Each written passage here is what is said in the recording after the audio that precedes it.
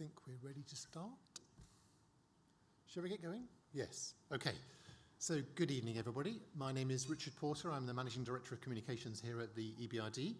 I'd like to welcome you all to our, as you can see, brand new headquarters. And this is actually one of the first public events to take place here. So you're a bit of a test for us to see if it all works. So far, so good. Thank you again for coming. The EBRD and the BEARR Trust have shared roots, as I'm sure some of you here will know. We were both set up in response to the same events in 1991. We don't have exactly the same job. We do some different things, but there's a lot of common interests between us. We both have interests in supporting civil society. Our civil society program is actually intrinsic to the work we do.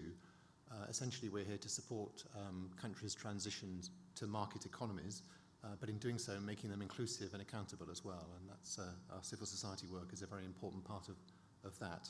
The BEARR Trust works with small civil society organisations supporting vulnerable people in Eastern European economies in transition as well. So a lot of overlap.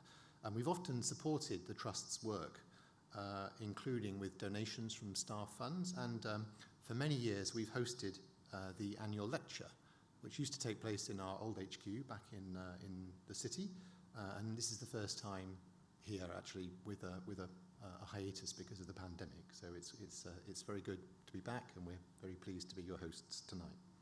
There are some people connections too. We have there was a former chair of the trust who was an EBRD director, Michael McCulloch, and we have one of the current trustees is Biliana, who is an associate director here, who's there in the front row. Here at the EBRD, we've taken a very strong position in support of Ukraine and against the Russian invasion. And last year, we deployed 1.7 billion euros into Ukraine, supporting essential infrastructure, energy and food security, and important industries such as pharmaceuticals.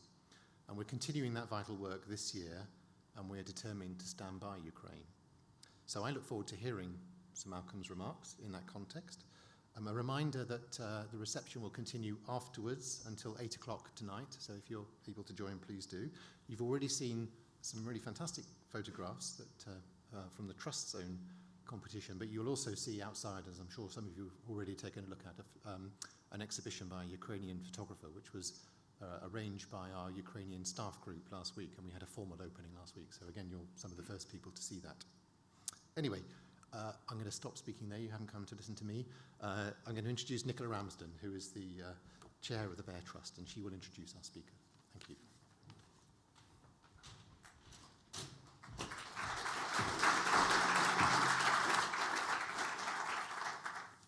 Thank you very much, Richard. You and your colleagues have been incredibly generous in your support of the BEARR Trust. And I'd particularly like to thank the team of people who organised the logistics for the reception and the lecture this evening. It is great to be able to hold our annual lecture again in person at the EBRD, and especially in your new headquarters. It's very good to see old friends again, and also new supporters. Many thanks to you all for your donations to support our work. The BEARR Trust, I think most of you know, we are a volunteer-led charity, but we have increased our administration in the last year to run our Ukraine emergency appeal. So fundraising events like this are very valuable to us. When BEARR was formed just over 30 years ago, one of our first actions was to drive lorries of medical supplies to Russia and Georgia and other parts of the recently collapsed Soviet Union. One of our current trustees was in one of those lorries, and indeed our trustee skills do include heavy vehicle driving. Several of us have had links to BEARR since its earliest days, but I don't think that any of us expected that we would be involved in emergency relief work again. As BEARR's work has evolved over the last 3 decades, we adopted an approach that now underpins pretty much everything we do, and that's small and local. And since 2006, we've been giving small grants to local community-based organisations working on health and social welfare issues. A year ago, we discovered that small and local was also a very effective method of getting money for emergency aid into Ukraine and Moldova quickly and directly to where it was needed. Our Ukraine emergency appeal, as you perhaps know, sends 100% of donors' money to Ukraine and Moldova, and we fundraise separately for transaction costs and administrative costs. And this model has been attractive to donors, and so far we've received over £400,000 for this work. This is a very good opportunity, without embarrassing them, I hope, to thank the volunteer trustee team who've worked round the clock for the past year to get almost all that money out to our local partners. And the partners have bought emergency supplies and cared for and sheltered refugees. And we talk to these local organisations all the time, often responding to desperate and urgent requests. And for that, huge credit goes to our information officer, Alexia Claydon, who handles these communications daily, very carefully and sympathetically. And we'll carry on doing this for as long as we can. Some donors have pledged further funds to BEARR for this year and for 2024. There are many other catastrophes that need our support, both natural and man-made. But if you are able to continue supporting our Ukraine appeal, we and our local partners would very much appreciate it. It's a great honour to have Sir Malcolm Rifkind as our guest speaker tonight, and also to have our patron, Sir Roderic Lyne, who's a former ambassador to the Russian Federation, to moderate questions and a discussion. Sir Malcolm brings an extraordinary depth of direct experience to his evaluation of East-West relations over the past 30 years. Among several ministerial posts, I believe you still have the longest uninterrupted ministerial service since Lord Palmerston. Yeah. So Sir Malcolm has been Secretary of State for Defence and Foreign Secretary. He also chaired the Intelligence and Security Committee, and he is a distinguished fellow of the Royal United Services Institute. Sir Malcolm was present when Margaret Thatcher and Mikhail Gorbachev first met. He visited the newly independent Ukraine in 1992, and now he is an advisor to the HALO Trust, the charity that works on demining in conflict zones, including, of course, and sadly, Ukraine. So these are milestones, bookends, in the trajectory of East-West relations in recent decades. And I'd now like to hand over to Sir Malcolm to tell you more.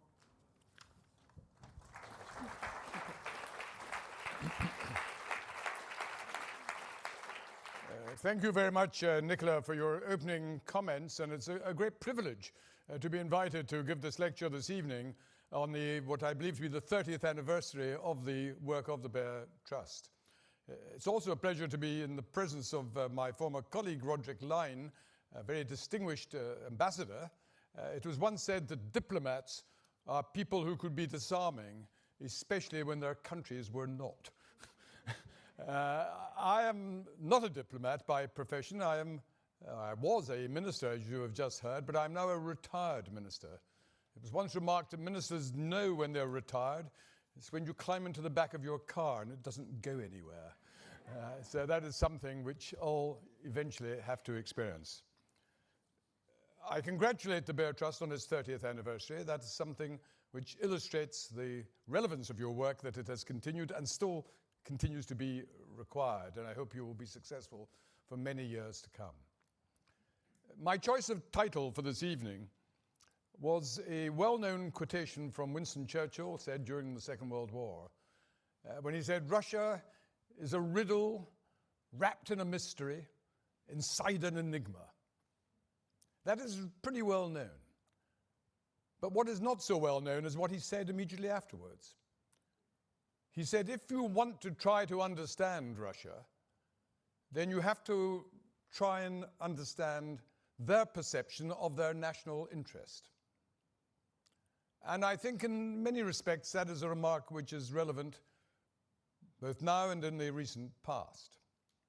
And I want to start by trying to go back a little as to why Russia is Russia and why it sometimes behaves in the way that it does. The responsibility is overwhelmingly Putin's, but sadly Russia has a tradition. Gorbachev was the exception, not the rule. Putin is closer to the kind of leaders, both in Tsarist times and since then, who have led Russia and many of his views. So I would ask you just to go back, and many of you will remember 1989, that Annus Mirabilis, and perhaps no coincidence that it happened almost exactly 200 years after the French Revolution. The French Revolution changed the world as we know it, and the Revolution of 1989 did as well. The most memorable thing, of course, was the fall of the Berlin Wall. But actually, you know, three things happened in that year and in the 2 or 3 years afterwards, not one. Three, in one sense, separate historical developments, all linked together, but very different in their consequences. The first was the end of the Cold War itself. And that Cold War could have led to a hot war. It almost did with the Cuban Missile Crisis. And a hot war wouldn't have just been like the Second World War. It could have ended up as a thermonuclear war and virtually destroyed the planet. So when we say today we are nearer a war than we've been since 1945, that is historically correct in Europe. But we should never lose sight of the dramatic difference even now that we potentially might face compared with what happened at that time. Because although there is this risk of the nuclear weapons dimension being introduced, and I'll come back to that later in my comments, it's of a very different order to what was feared might happen in the 1950s and the 1960s between the Soviet Union and the West. So we had this end of the Cold War. But simultaneously, or at least very shortly thereafter, we began to see something equally important, equally fundamental, and almost certainly irreversible. And that was the end of communism in Europe as an ideology, which attracted not only people in Russia, but we have to remember communism was a global ideology, and meant to be. And many people in Africa and Asia and Latin America believed communism was part of the future. And for many years, the main opposition parties in France and Italy were the Communist Party, even in a democratic society. So that gave the Soviet Union a power to influence the world that Putin cannot even dream of, because they offered then an ideology which in the earlier years was very seductive to millions of ordinary people. But communism clearly failed, and it failed because ultimately it couldn't deliver. Gorbachev had one overseas visit, I believe, before he came to Britain. He went to Canada some years earlier. And he went into a supermarket. And he could not believe that the kind of shop packed with choice was used by ordinary men and women of all backgrounds, some poor, some middle class, some better off. The kind of shop that only the party elite were able to use in the Soviet Union. So communism had economically failed. Somebody once said, communism only works either in heaven where they do not need it, or in hell where they have it already. And so it failed. And whatever we think of Putin and whatever his opinions may be, he has no nostalgia to return to communism. Communism has disappeared, not just in Europe, but as a global ideology. And you may say, well, wait a moment, what about China? Yes, China is ruled by a party that calls itself the Communist Party. But Marx and Engels and Lenin would not have recognized China today as communist. It's a state capitalist. When Xi Jinping addressed what they call their parliament, 2,000 or 3,000 people last week or whenever it was, there were, I believe, a couple of dozen Chinese billionaires sitting in the building. And that isn't what you expect in a so-called communist society. It's state capitalism with Chinese characteristics, as they would like to say. Now, so that's the second big thing that happened. But I said there were three. And it's the third which is most relevant to understanding what's happening today. And that was the end of Europe's last empire, the Russian Empire. It was called the Soviet Union, but it was the Russian Empire. It had borders that went back to the expansion of Russia since Peter the Great. And of course, it was more than that, because the Russian Empire also, since 1945, had controlled much of Central and Eastern Europe, including half of Germany. Now, we know that Putin is nostalgic for the days, because we saw what then happened. The Soviet Union disintegrated as a state. And the Soviet Union was the modern name for the Russian Empire since 1917. And it imploded. 15 new countries, independent states, Russia the largest, Ukraine the second largest, emerged from the carnage. And so the population of the Soviet Union was double that of Russia today. And so although Russia still has massive land space, its population of 150 million is about the same as France and Germany combined. We sometimes look at this vast country and think it must be a vast population as well. It's not. So it was the collapse of this empire. And what Putin cannot properly understand is this end to the Russian Empire was not just a Russian experience, it was a European experience. The British Empire, the French Empire, the Dutch, the Portuguese, the Spanish, the Belgian, all these empires of the past disappeared, mostly in the 20th century. And the question therefore was, well, or one question could be, well, why was Russia the last? Why did the Russian Empire, in the form of the Soviet Union, last when all these others had disappeared? I think there are two reasons, relevant to where we are today. The first was that Britain, France, the Netherlands were democracies, believing in the rule of law. And when you apply these principles, when your colonies, your dependencies, no longer accept your legitimate right to run their affairs, it is much more difficult to deny them their own independence, their own self-rule, their own ability to run their own country in the way they wish, when these are the very principles you apply in your own system of democracy and the rule of law. And so Britain, and I speak specifically of Britain, but the same applies in varying ways to other Western European countries, acknowledged that, although it had come much earlier than had been anticipated, the time of their empires was drifting away. But there was a second reason, perhaps even more relevant to where we are at the moment. The Russian Empire was a different kind of empire. Our empire, the French, the other Western European countries, were far away from our own country. They were in Africa, they were in Australia, they were in Asia, and in Canada, and so forth.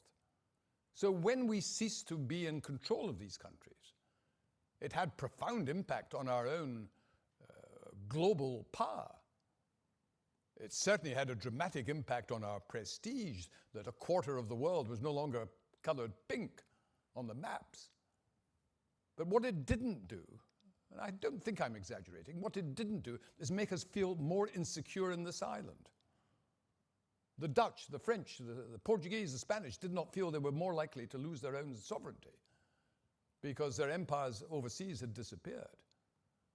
In Russia's case, its empire had grown from around the original core of Russia since the time of Peter the Great. And if you want a historical parallel, the only one I'm aware of that is relatively close is the Roman Empire. The Roman Empire starts as a relatively small bit of Italy, and it grows. And in order to protect itself, it has to control the territory around it. And in order to protect the territory around it, it grows further and beyond that until it grows and controls the whole of the Mediterranean. So this was a unique situation. It was a unique kind of empire. And so to some degree, one can understand the psychology of those in Russia who say, we are more insecure because we no longer control the territories around us. And therefore, surely it is legitimate for us to reverse that process, or to try to reverse that process. Particularly for Putin in the case of Ukraine and Belarus, the other Slavic countries. Where that argument falls to the ground is that it ignores the fact that the collapse of the Soviet Union was not because of NATO. It wasn't President Reagan or the Americans. It wasn't the Western Europeans that brought that about. It We didn't even expect it to happen. It happened because of internal domestic issues, not under Gorbachev, but under Yeltsin, when he and his colleagues, including colleagues from other parts of the Soviet Union, decided Russia didn't want to be burdened by these other states. They should be allowed to go their own way, first the Baltic states and then Ukraine. And not only was this not some NATO plot to dismember the Soviet Union, few of you may be aware, no reason why you should be, that when Ukraine was contemplating declaring its independence, while the Soviet Union still technically existed, George Bush, the first George Bush president, he was then, I think, vice president, flew to Kiev to address the Ukrainian parliament, the Rada. And when he did so, he tried to encourage them not to become independent, not to leave the Soviet Union. And they were so angry with this advice he was giving them that ever since his speech has been known as the Chicken Kiev speech, for reasons you can imagine. Now, why did he take this view? It wasn't as irrational as it might sound. The reality was, of course, that Ukraine, along with Kazakhstan and Belarus, had on its territory many of the Soviet nuclear weapons. The nuclear weapons of the Soviet Union were not just in Russia. They historically had been based in various other parts of the Soviet Union. And so if Ukraine had declared independence, they had the power, they had the right to say, well, we're going to keep them. And there might not have been a war today if they had. But what the Western countries did, together with the Russian Federation under Yeltsin, what the worry at that time was, nobody knew who would be running Ukraine. It might turn out to be some neo-Nazi fascist who would be wanting to destroy the world without any sense of responsibility. Whereas at that time, Russia had been run by Gorbachev and Yeltsin, who, by relative standards, were moderate and reasonable people who wanted to work closely with the West. So we all got together and persuaded the Ukrainians to hand over their nuclear weapons, which they did, as did the Kazakhs and northern Belarus here. So NATO cannot be accused in any way of conniving with the disintegration of the Soviet Union. It was mentioned earlier that, of course, crucial to all these changes that were happening then was Mr. Gorbachev. And I was very privileged. I was the Minister of State in the Foreign Office and the number 2 under Jeffrey Howe at the time of Gorbachev's visit to Mrs. Thatcher. And what was extraordinary about that visit, all of you will remember how at the end of the first meeting they had, Mrs. Thatcher, addressing the world's press, said, I have just been meeting and getting to know Mr. Gorbachev. I have come to the view that he is a man with whom we can do business. And that was a phrase that resonated around the world. Because at that time, our relationship and the American relationship with the Soviet Union was very bad. They had invaded Afghanistan and posed a communist government in Afghanistan. And for all sorts of reasons, it was a very, very difficult relationship indeed. So why did she say this? It was not because even in her first conversations with Mr. Gorbachev, they found they had common views and an identity of objectives and could get on in that sense. I know for a fact at that meeting, that whole meeting, they didn't agree on a single thing. She was the Iron Lady, total hostile enemy of communism in all its form and fashion.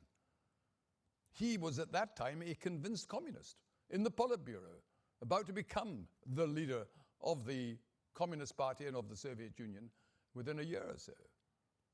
So they didn't agree on a thing. They totally disagreed. But 2 things happened. Even in these early talks, she had several rounds of talks with him.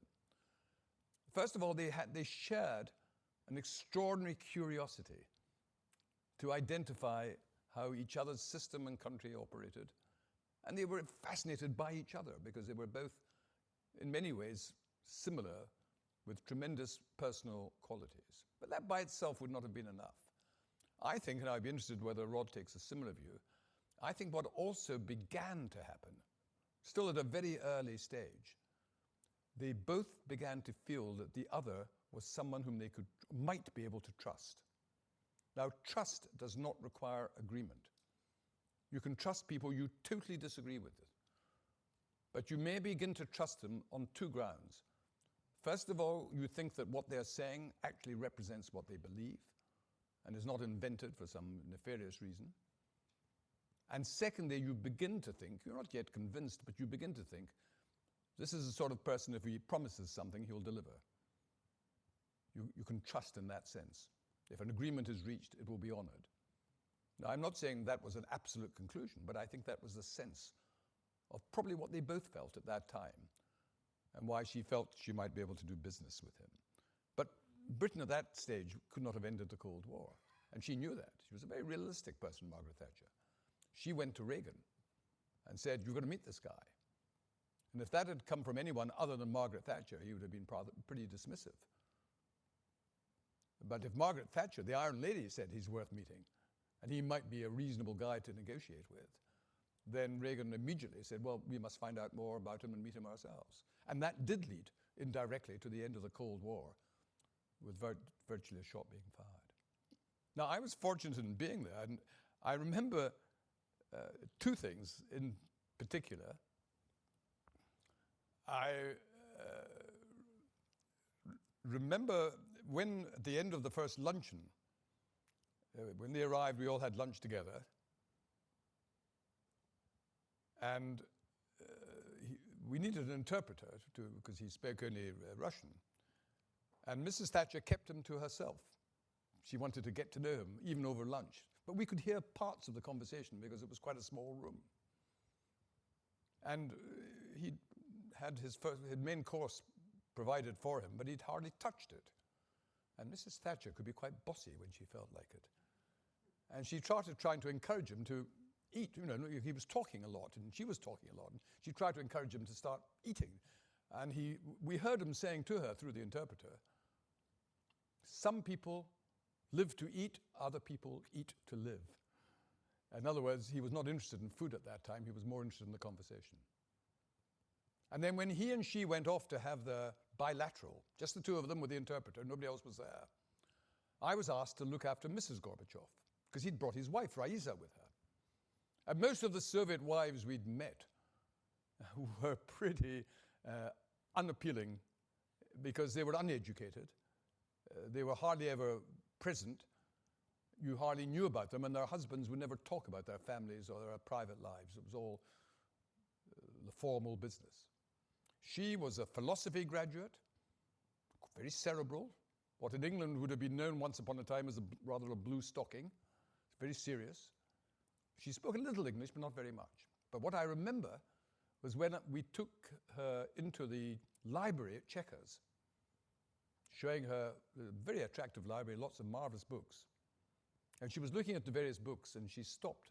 And through the interpreter, she said to me, Mr. Rifkind, I am delighted to be in England. I've always wanted to be in England. I've always wanted to be in the country of Hobbes and Locke, two English philosophers of the 17th century. Now here was a Soviet, not just a Soviet minister's wife, who was aware of, knowledgeable about some aspect of Western in English philosophy. And then 2 days later, while they were still here, my wife and I, my late wife and I, were asked to host, as a more informal evening, a supper party for the Gorbachevs. And we took them to the English National Opera to see Così fan tutte. And then we went to Lancaster House, which is the government's hospitality place, to have an informal supper party. And I was a bit naughty. I arranged for tables of 4 so that my wife and I and the Gorbachevs could have one just to ourselves, and I could have a proper conversation with him. And he immediately started talking about his childhood. And during the war, his father had been fighting against the Nazis in Russia, and he was living as a child with his grandparents, who were of a Ukrainian background, as it happens, that particular set of grandparents. And he said, my grandparents were religious. They were believers. On the wall of their house, they had religious icons. And then he smiled and he said, they also believed in insurance. On the other wall, they had portraits of Lenin and Stalin. And then he said, when I met Raisa, we were not believers. We decided to get married, but we were not religious. So we told my grandmother we were going to get married in a civil ceremony. And she said to me, Misha, you have forgotten God, but I shall pray for you. Now, what was extraordinary was not that this had happened, but that he was telling us about it. We were foreigners. We were ministers of a foreign, he was talking about his childhood in rather delicate terms. Most members of the Politburo wouldn't want to know that their grandparents were religious believers with icons on the wall. So in other words, he behaved almost like a Western politician in the best sense, just chatting in a private conversation about his background and what had influenced him as a child and so forth. So that's when I personally, but also others had similar experiences, realized he was very different. Now, I'm not going to speak forever on that. In fact, I'm going to stop that part of my remarks. I want to turn, for the final second half of my remarks, to what's happening at the moment, particularly in Ukraine. And people ask, I assume most of you will know, I'm not going to go through the background to this, you will all be as familiar with it as I am. But people often ask, well, how's it going to end? When is it going? What's going to enable it to end? The honest answer, of course, is I don't know. But I would put it this way. All wars do end, and they end with the risk of oversimplification in one of three ways.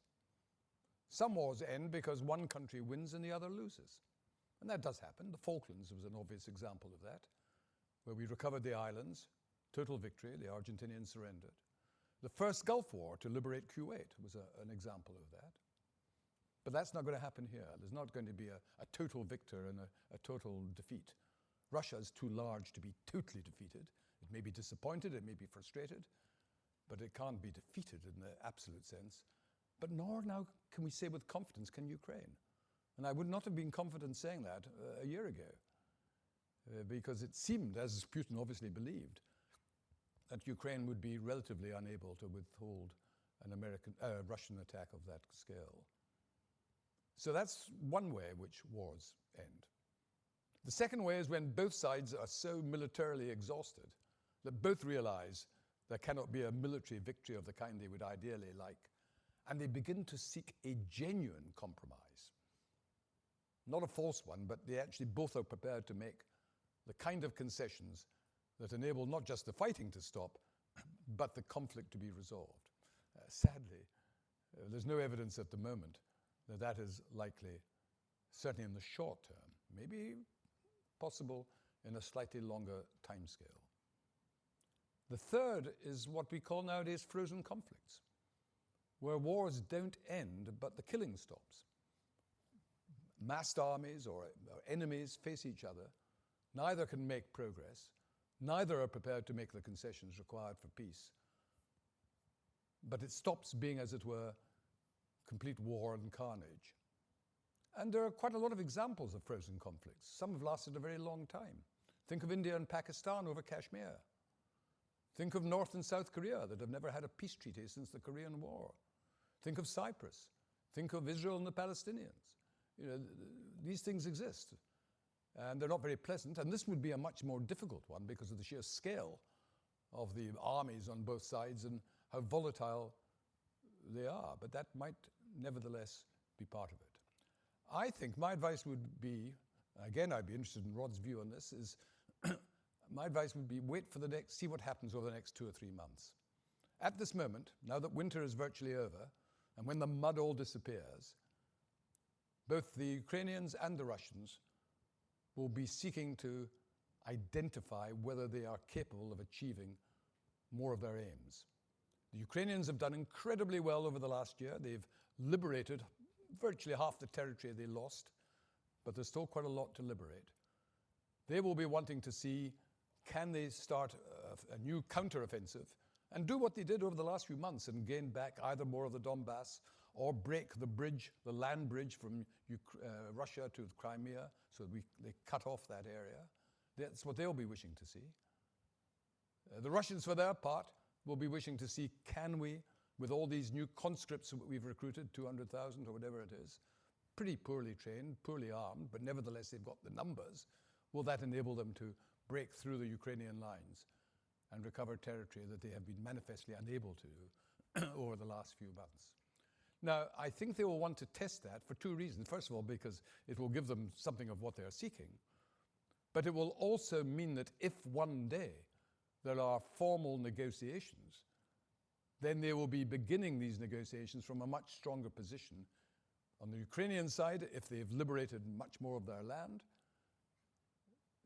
they will need less from these negotiations to meet their basic requirements. The Russians, because the more territory they've occupied, the more the Ukrainians will have to accept. They're not going to get back large chunks of territory as much as they would like if they want the war to end. And remember, Zelensky runs a democratic system. And he has said that if there ever was to be a negotiated compromise, it would have to be put to the people of Ukraine to decide whether they approve of it. And in Ukraine, a referendum is a real thing. It's not like a Russian referendum where you know in advance exactly what the result's going to be. I think it will be difficult to persuade the Ukrainians to accept a compromise, but the only person who might be able to do it would be Zelensky himself. And what might be the basis of a compromise if we ever get to that stage? And I'm not predicting this, but if it had to be a compromise that the Ukrainians had to accept. Well, Zelensky has already said in public, he was once asked, could you accept that you're not going to be a member of NATO? And he smiled. This was on television he was asked this. This is some months ago. But he said, that wouldn't be a great sacrifice, because we know that even if the Russians don't want us to be in NATO, nor do half the members of NATO. The reason we're not in NATO already is because it was blocked by many of the members of NATO who said this is a foolish enlargement of NATO which we don't wish to endorse. He said we can live with that. And so I think some sort of neutral status, if it had credible guarantees for their neutrality, would be something that Zelensky might recommend to the Ukrainian people. He was also asked, well, what about Crimea and the core of the Donbass that the Russians have controlled since 2014? He said that, well, if in other respects the Russians were being reasonable, by which I think he meant if they withdrew from all the territory they occupied since last February, then he said we may have to accept it will take longer to recover the Crimea and the core of the Donbass. So he was using guarded language, and this was 6 months ago. Things may have changed since then. He may not be as constructive, because things have been very desperate in many ways. But I think if that was the direction they were moving, that's what would happen. The final comments I want to make in this lecture, before we turn to question and answer, is about the future of Russia itself. And this is obviously a subject one can only speculate about. But let's be quite clear about one thing. During the whole of the Cold War, there were two superpowers, the United States and the Soviet Union. And they were superpowers partly because of the nuclear weapons they held, partly because of the sheer size of their countries and the landmass that they represented, but also they were the leaders of the two dominant competing ideologies of communism and capitalism. Russia, on any stretch of the imagination, cannot be considered today a superpower. The United States, somebody said, is so powerful, remains so powerful. It's not a superpower, it's a super-duper power. It's the only one there is. But Russia is a powerful state. But reflect for a moment on what makes it powerful today. Yes, it has nuclear weapons, very powerful nuclear weapons, but not weapons that can be used to fight a war. It's a symbol of their ability to defend their own homeland if they were attacked by the United States or by NATO. Yes, in a nuclear situation, they would be as powerful as the United States. But the rest of the time, these nuclear weapons have little positive benefit. Economically, they're certainly not a superpower. Their GDP, their gross domestic product, is somewhere between that of Italy and Spain.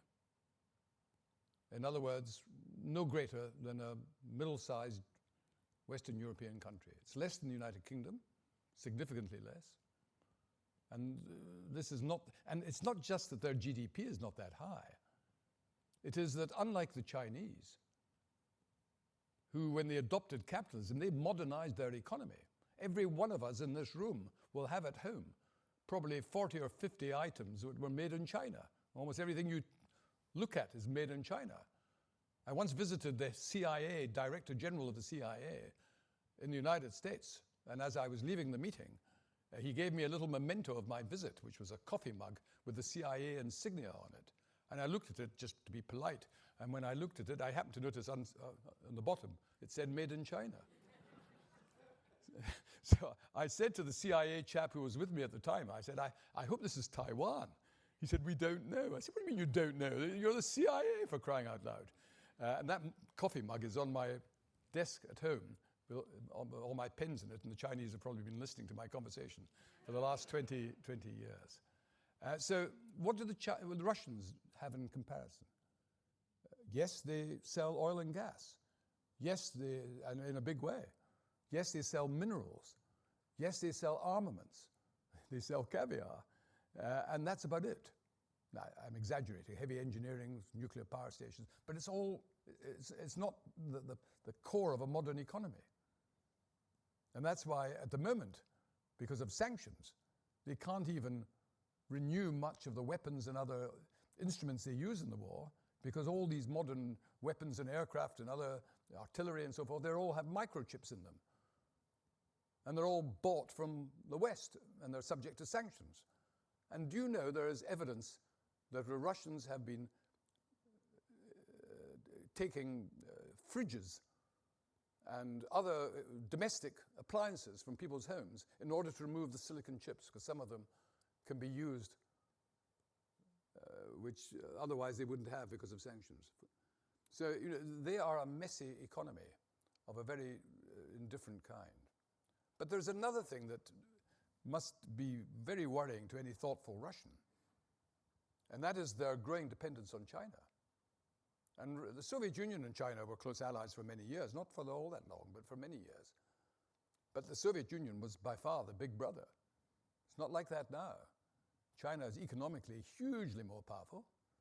China has a population of 1.3 billion, as opposed to Russia's 150 million. And do remember, if I was a Russian, I'd be nervous about what might happen one day in relation to the far east of Russia in Siberia. Of the 150 million population, 130 million or so live in the European part of Russia. Vladivostok and that eastern strip have 10, 15, whatever it is, million, something of that kind. The rest is vast open space, some of which was once part of the Chinese Empire for various periods of time. So in comparison, neither America, nor France, nor Britain, nor any European country claim a single inch or would ever contemplate claiming a single inch of territory of the Russian Federation. No one's interested in that. So if I was a Russian, if I was thinking long term, I'd say actually, maybe one day, with or without NATO, Europe will be more of an ally against what might be a more serious potential challenge from Beijing. Can I just make a final point? And it is this. It could have been different in Russia. And if Gorbachev, or someone like Gorbachev, had continued to rule Russia, Yeltsin did for a while, but if Yeltsin had not chosen Putin, who knows what might have happened? And even Putin in his earlier years, when he took over in 2000, for his first few years, he was quite pragmatic. He did not, apart from in relation to Chechnya and within Russia itself, in terms of his foreign policy, he was quite constructive. But imagine if he had followed, and allow me to say this, yesterday was Commonwealth Day. Imagine if he had followed the experience of the United Kingdom. Now, much of the controversies about the British Empire. But one thing that is not controversial is that when successive British governments, starting with Attlee in India and other during the 50s and 60s, when all our colonies opted for independence, we said to them, sad to see you go, but we wish you well. Let's remain close friends. We will help you economically, culturally, in any way you think appropriate. We won't dominate your foreign policy. You'll decide your own foreign policy. You'll be truly independent. But let's continue the link. And they all said, yes, that's what we would like to do. And we now have a Commonwealth of 55 independent, sovereign countries.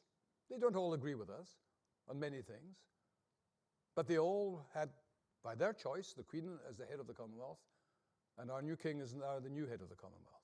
Imagine if Putin had said to the Ukrainians, had said to the Baltic states, we're sorry to see you go, you're fellow Slavs, and many of you are, you should be natural allies, but we wish you well, we'll work with you, we'll be your friend, we won't try to reverse your independence, and meant it, and acquired their trust.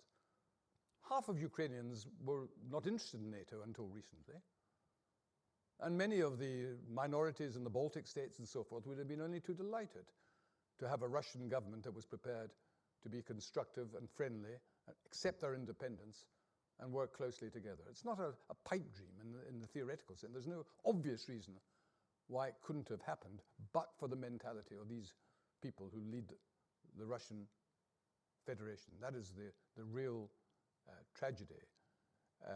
It's not too late, but it's going to be very difficult to imagine any fundamental change in these sort of things in the foreseeable future. So, yes, one other final point about the attitude of the world as a whole. You will have often read in the last few weeks, well, that's all very well, the West seems pretty united against Russia, but we don't seem to be doing terribly well with support from Africa, from Asia, from Latin America. There are some problems, but that is grossly exaggerated. The last vote there was in the United Nations General Assembly was in February, earlier this month, last month. And the vote was, the resolution was, to unequivocally condemn the Russian invasion of Ukraine and to call for their withdrawal of all their troops from Ukraine right away. There are 180 countries in the United Nations. 141 of them voted for that resolution, 141 out of the 180. Only 7 voted with Russia against it, all the usual suspects, North Korea, Syria, and so forth, and 32 abstained. Now, including India and China. Now, some people argue, you'll have heard people say, well, all these abstentions, that's because Putin's been very smart and has won them over to not vote against Russia. That shows a woeful lack of knowledge of the way the United Nations has operated over the last 40, 50 years. Way back in the 1960s, all the newly independent countries who had been colonies of Britain or France or whatever formed what was called the non-aligned movement, led by India. And they said, we are not aligned either to the West, the United States, or to the Soviet Union. We will work with both. We will not automatically vote for one or the other. And when, for example, the Soviet Union invaded Afghanistan in 1979, and there was a similar resolution of the United Nations, 26 of these countries abstained, as 31 of them did last week. That's been their approach, India in particular. And what I find more interesting is not that India abstained, but that China did as well. China's Xi Jinping is Putin's best chum. And yet, despite that, they were not prepared to vote with the Russians.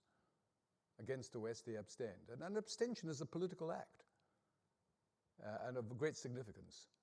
And we know that Xi Jinping has been very useful in persuading Putin to stop threatening about nuclear weapons.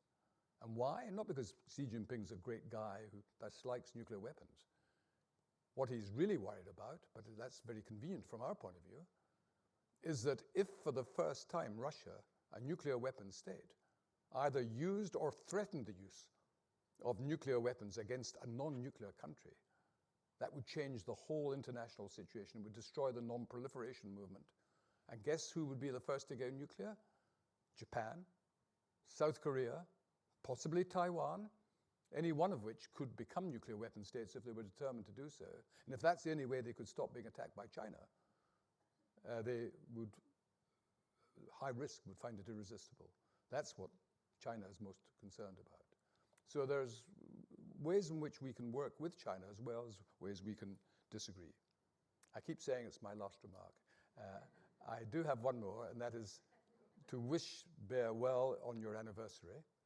Anniversaries are this is your 30th anniversary. Anniversaries are very important things. When Winston Churchill was 80 years old, a young man came to take his photograph on that day. And he was overwhelmed with the honor he'd been given of taking this photograph. And he said to Churchill, "I hope you don't mind me saying, Sir Winston, I hope I will have the privilege of taking your photograph on your 90th birthday and your 100th birthday." And Churchill apparently said, "I don't see why not. You look reasonably healthy to me." Well, the BEARR Trust looks pretty healthy to me. I wish you well for the next 30 years, and thank you for inviting me today.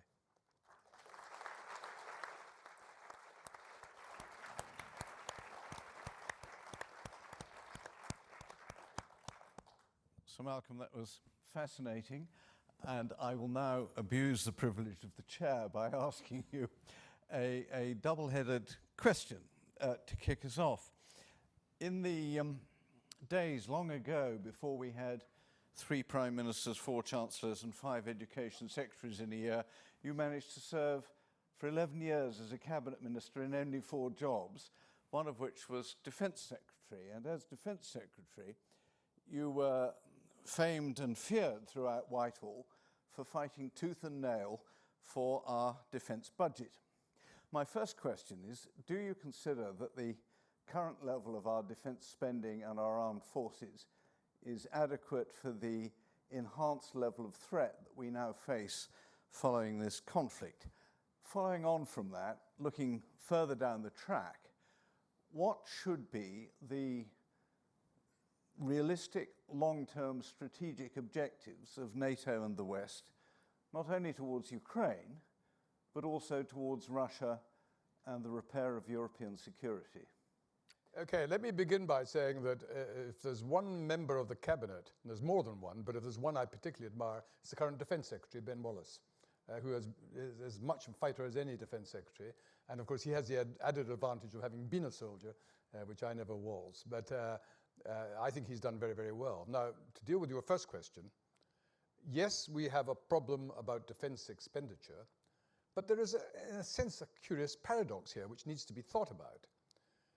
Britain at the moment has something like the 4th or 5th largest defence budget in the world.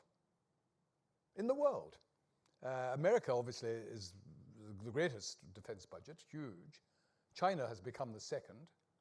And then it's pretty close whether it's Russia, Britain, or France, who all spend roughly the same amount. At the moment, I think we spend more than France, but less than Russia. I'm not sure exactly the most up-to-date figures. So the question has to be, well, if we are the 5th largest defence budget in the world, why have we got so many problems? You'd have thought it would be easy to fund all requirements of the armed forces in such a situation. And there is various reasons, but the most important reason, in my view, is because it has been a firm policy, and I think a correct policy, of all British governments, that we must always be at the cutting edge of technology in the aircraft, the submarines, the artillery, whatever equipment our armed forces use, so that we have the best prospect of winning if we are involved in real combat. And there's nothing wrong with that as a principle, but of course the consequence is that if you order a new fighter aircraft or a new submarine or a new tank or whichever it might be, these take years to be completed. And as they're being constructed, the technology is constantly going forward. And the companies who are building these things for you come and say, well, actually, you know, if you want to have this new advance that has been identified, I'm afraid that'll cost you another $1 billion. And you then are in the awkward situation of finding that you have grossly overspent your original budget, but had to because of the other. Now, I know it's not as simple as that. There's been a lot of bad decisions taken. There's a lot of extravagance in some areas and so forth. But the central core, in my view, is what I've just said. That is the problem. So in my judgment, what is perhaps worth thinking about, and I'm no longer an expert in these matters, I never was an expert, but I'm not as knowledgeable as I would have been when I was doing the job. I think there's one thing to say you have to be one of the most advanced armed forces in the world in terms of technology. You don't necessarily have to measure everything exactly by that test. And maybe as long as we have got equipment which is infinitely more superior in its application, to 95% of the world, then that will perhaps be reasonable. The second point you asked about was, it really was about global Britain. Can we afford to have a global... No, it's about what our long-term strategy is. Well, yeah, it really comes to the same thing, because the two potential adversaries, for Britain and for the West, are Russia and China. And the government at the moment, for understandable reasons, is very concerned with making its contribution to the potential threat from China. So we've had just this week the AUKUS agreement with Australia and the United States on submarines, but we've had our aircraft carrier sailing through the Taiwan Straits, and Britain has made it clear that it stands shoulder to shoulder with those countries who believe that Taiwan should not be invaded. Now, I have no problem with that politically at all, but I do feel that with the size of armed forces that we have, it is not possible to cover as much as we would like in both the Atlantic and the Pacific simultaneously. We just don't have. It's not just the size of the army, it's the size of each of our overall armed forces capability. So for an island that exists in the Atlantic, and at a time when Russia is a potential threat, the priority has to be given for the foreseeable future to the Atlantic. That doesn't mean we ignore China. It means we give all the diplomatic support we can. We give all the support with regard to sanctions that may become necessary. We give political support, and we give some military presence to symbolize that we're of one mind. But we're not a Pacific power. The United States is both an Atlantic power and a Pacific power. And it's big enough to be able to cope with both quite easily. No other country is, certainly not France or Germany or the United Kingdom. So I think that's being realistic. A very final point on what, on the defense area, what I would be keen to see, now, and Ben Wallace was hinting this week, they're looking at this, is the size of the army. At the moment, it's only about 70,000 strong. I would like to see it get back to 100,000. And that is not particularly expensive to compare to building aircraft and submarines and so forth. That's manpower, which is a relatively modest part of the budget.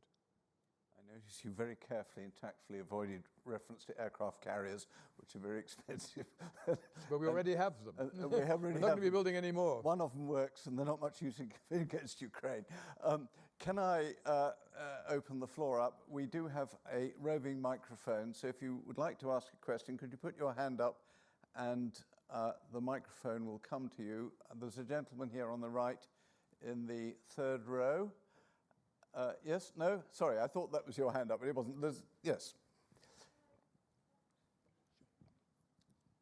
And if you could give your name. Yes, Geoffrey Hosking. Sir Malcolm, thank you for a challenging talk. You mentioned the Chinese attitude about nuclear weapons. And in connection with that, one of the things which most alarmed me about the Russian invasion of Ukraine was that indeed, as you say, Ukraine is not now a nuclear power. You mentioned that point specifically. When they gave up their nuclear weapons, there was an agreement called the Budapest Memorandum, 1994, and I know it wasn't an obligatory treaty, but it was an agreement. And I can't remember exactly who signed it now, but Russia, Britain, and the United States were certainly signatories. Now, Russia, of course, has grossly abused the trust that was put in it in that memorandum. Britain and France and the United States have decided that they can't do anything about it, and that's very understandable. But what I do wonder is whether it put in immediate danger the Nuclear Non-Proliferation Treaty, that many countries will learn from this, that if you have no nuclear weapons, you're much more vulnerable to abuse, to invasion possibly, by foreign powers. Yeah, very good question. You're quite right that the Budapest Memorandum was of great importance. And in exchange, at the time, in exchange for Ukraine agreeing to hand over its nuclear weapons back to Russia, the Russian government, which was Yeltsin at the time, signed as part of the agreement that Russia recognized Ukraine, not only as an independent state, but they recognized the borders including Crimea, including the Donbass, as being legitimately part of Ukraine. So when Putin says Crimea should never have been part of Ukraine anyway, he conveniently forgets, he knows perfectly well, but he conveniently forgets to mention that Russia itself chose to recognize these borders as part of the deal involving nuclear weapons. Now, it wasn't, as you rightly said, it wasn't a treaty. So the United States and the United Kingdom, who signed it, they signed it to show their political support for Ukraine. And it was all registered with the United Nations. It is quite true that we gave no guarantees that we would militarily intervene if Ukraine was attacked. But do bear in mind that it is no coincidence that since Russia did invade Ukraine, the United States and United Kingdom have been the two most important providers of military equipment to Ukraine. The United States far the greater, but the United Kingdom has given more military support to Ukraine than any other country in the world.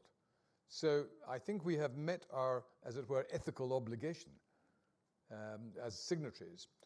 In terms of the future, what the Ukrainians have made clear quite legitimately is that if they were ever to agree to a peace deal with the Russians as a neutral state rather than as a member of NATO, there would have to be new security guarantees. And it's going to be a challenge for the diplomats and others to work out what these could be. Now, in practice, Ukraine today is getting overwhelmingly the sort of benefit that it would get from NATO membership anyway, with one exception. They don't have boots on the ground. They don't have American troops or Western troops actually fighting the Russians. And that was a decision which I think was 100% the right decision by President Biden and by others, that although we are prepared to give military support in the form of equipment to Ukraine, we are not going to have American or British or French troops fighting Russians, because that really would be the beginning of a third world war. And that could escalate in such a dangerous way. So I think on this fundamental issue, the right balance has been struck as to the kind of help. And fortunately, the Ukrainians have used that help superbly with the results that we've seen in the last few months. We're running slightly over time, but we do have time for two more questions. Shall I just take these two in the middle here, if we can get the microphones across? There's a lady in the middle row there, I think, had your hand up, and then gentleman behind. Gabby Franklin, thank you for the talk. It was very interesting. You gave the 3 points how you thought the war could end. Do you think regime change in Russia could be a possibility? And if so, how do you think it would happen, or what would be the result? Okay. Yes, it is a possibility, but it's not going to happen, I don't think, in the next few weeks or the next couple of months. But there must be an absolute possibility at some stage that will take place. You'll remember after you'll have read of how after the Cuban Missile Crisis, a few months later, the Politburo went to Mr. Khrushchev and said, we didn't win that one, we lost that one, and you were in charge, and it's time for you to retire gracefully, and he went. Now, part of the problem at the moment, of course, is there isn't a Politburo. There is no party structure. There is one in China. The Chinese, if they ever chose to act in that way, could tell Xi Jinping it was time to go, but there is no structure. It's a one-man band, and uneasy is the head that wears the crown. So there's not going to be a rising of the Russian public, but various things can and could and might happen. First thing is we know morale in the Russian army is rock bottom, not surprisingly. In the First World War, what led to the end of the Tsars was when the Russian troops just stopped fighting and deserted in large numbers. That was part of what brought about the Bolshevik revolution. It wasn't the only thing, but it was part of it. So we already know, when Putin introduced conscription, 400,000 young Russian males fled Russia, got out of Russia, and some of their best people, young men who were not going to be conscripted. So even with all the censorship and control, there is a Russian public opinion, and Putin knows that. But there's other considerations. How could he be got out of power? Well, there are three groups that matter. There is the army. The army has no reason to love Putin at the moment. Thanks to him, they have been humiliated. Partly their own incompetence, but partly when Putin solemnly said, of course it's rubbish for NATO to say we're about to invade Ukraine. It wasn't just some people in the West who believed them. Most of the soldiers, the army, believed him. And of course it turned out to be a disaster. So the army have no love for him. Then you have the intelligence agencies, the FSB and GRU and so forth. Now they also have been humiliated because their intelligence turned out to be rubbish, that the Ukrainians would welcome the Russians as liberators. Now, in part, the problem with the dictator is people are scared to tell them what they really think. You tell them what they want to hear because it's good for your career. But they've been humiliated. And the third group are the oligarchs. Well, there's not much use being a Russian oligarch at the moment with a gin palace yacht if it can never be entering the Mediterranean without being impounded. You know, you're stuck in Moscow, which is not the best place to be at this moment in time. So, without wanting to sound frivolous, at some stage, it is possible that enough of the Russian power brokers will decide that Putin has to go. Now, you will often hear it said, well, that's all very well, but the kind of people around him are as bad as he is, so would that be an advantage? I think overwhelmingly the answer is yes, for this reason. That let's assume that he was eased out of power by a number of his colleagues, and the person replacing him was no nicer a person or better a person. The one thing he would differ from Putin is he would not have personal responsibility for this war, which has so seriously damaged Russia and has humiliated Russia.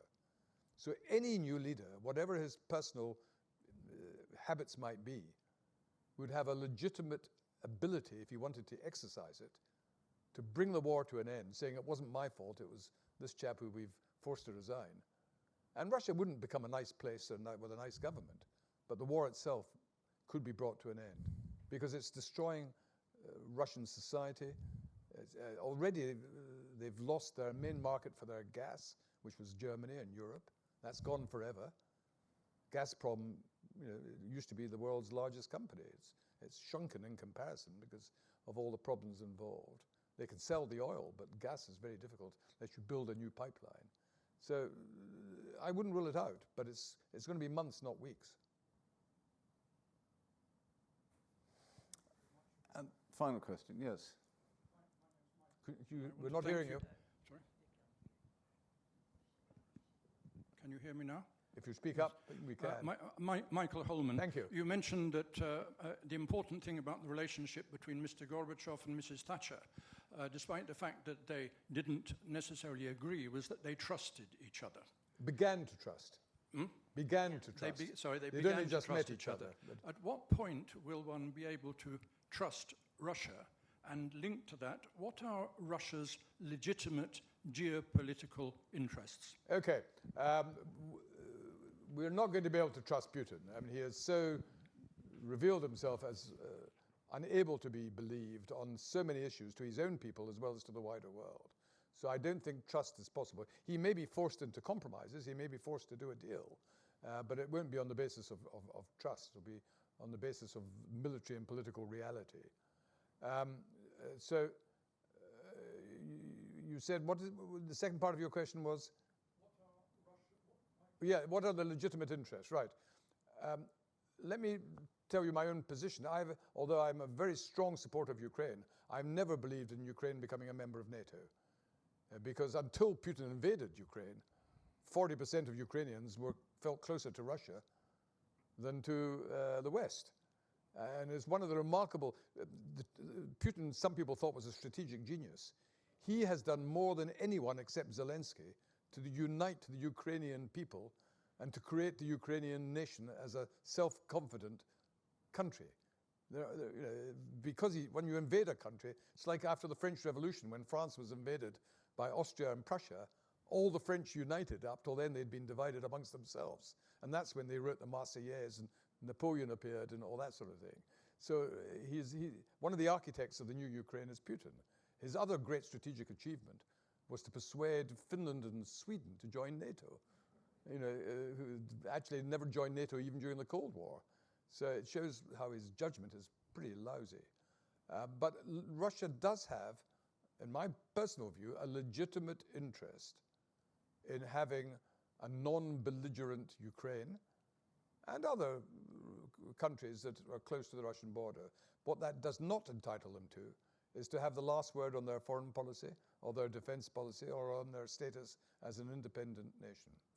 And just final point on this, there is a precedent when we talk about how wars end, which is directly relevant to Russia, and that was the Winter War, Russia and Finland.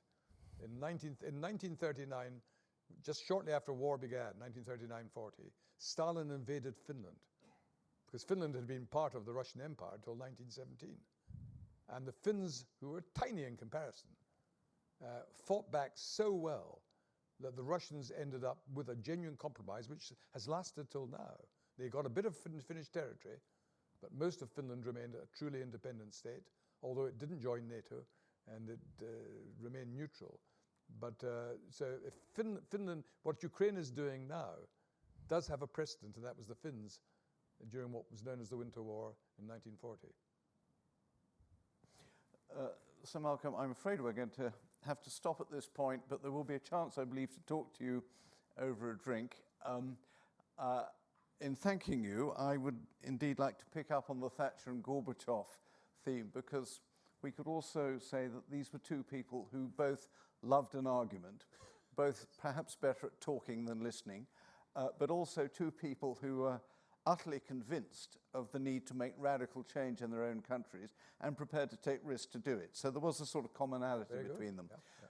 When you were talking about Russia's dim prospects of becoming a great power again, in a sense you echoed something that Putin said in his Millennium Statement of the 31st of December 1999 as he took over the Russian presidency. Because in that statement he said, great powers nowadays are not built on military strength, they are actually built on their technological superiority, on their economic strength. And to an extent, he followed that in his first 3, 4, 5 years in power. If he'd stuck to that course, we wouldn't be where we are now. 20 years ago, 30 years ago, the BEARR Trust, organizations like the BEARR Trust, Western governments were working with Russia in partnership to bring Russia, as with the other countries of the former Soviet Union, into Europe, into what at the time we sometimes talked loosely about as the civilized world. And that work continued until recently. It is very sad that we are where we are now, but looking ahead another 20 years, one likes to think that at some point we will be able to resume this work, because when you look at our long-term future, having Russia as an eternal adversary is not going to be good for any of us any more than it will be for Russia. So this is a slightly sad anniversary from the Russian perspective for the BEARR Trust, but I think its work continues to be of the most extraordinary relevance, and what is achieved in those 30 years, I say to Nicola and to others who represent it here, has been remarkable. So many thanks to Sir Malcolm, many thanks to the BEARR Trust for again organising this tremendous event, and let us all go and have a drink. Thank you. Thank you.